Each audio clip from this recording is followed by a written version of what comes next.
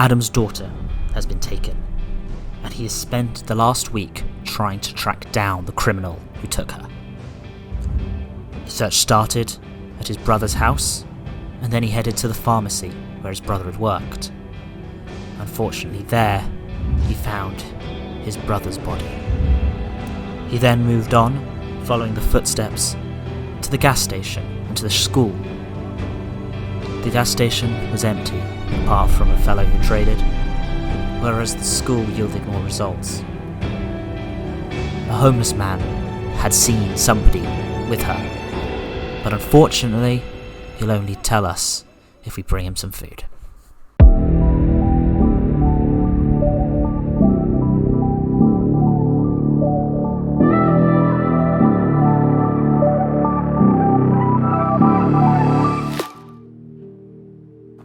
It was going to take a couple of days to round up the food we needed in order to get the information and finally find what happened to Amelia. However, we can't get any food today.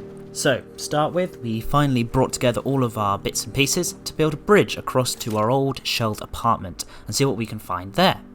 There are actually quite a good selection of items and things that we got lost access to when the bombings hit. We even found some crayons, which, when we do get Amelia back, will be nice to give her as a kind of welcome home present. So, in the evening, we head off and try and find some food. I think that the two places we haven't visited yet are the airport and the ruined block of flats.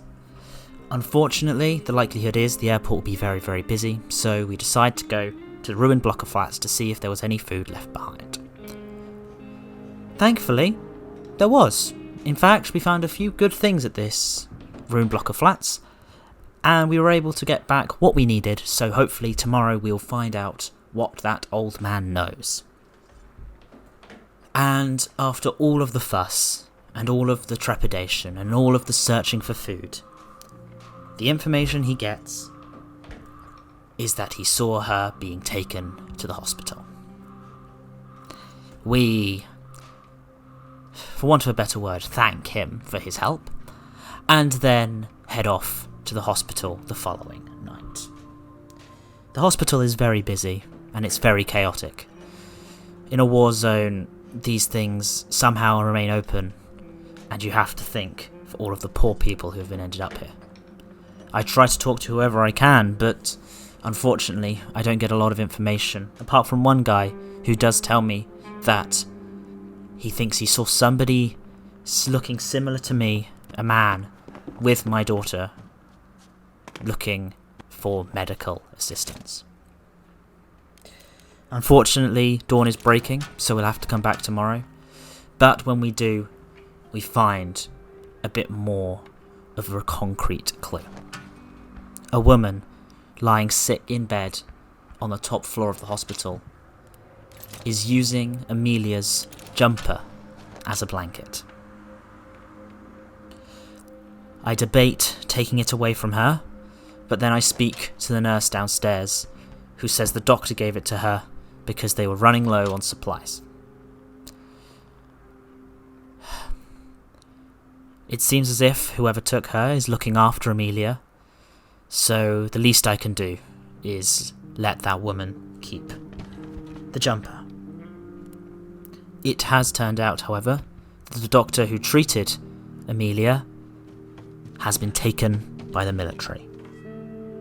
He has been kidnapped, and he has been tortured at the toy store down the road. So I head back to our house, and I start to grab everything that I can in order to get back Amelia. I grab a hatchet, and I see what I can do. Upon arriving at the toy store, I can see the soldiers guarding, and I can hear the soldiers downstairs torturing.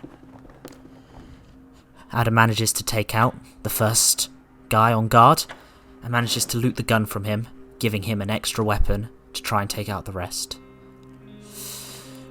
He's a bit nervous about breaking through into the cellar room where the doctor is being tortured, but eventually he brings up his courage, opens the door, and lets it rip. 10 seconds later, the 2 soldiers in there are dead, and Adam can find out what happened to Amelia.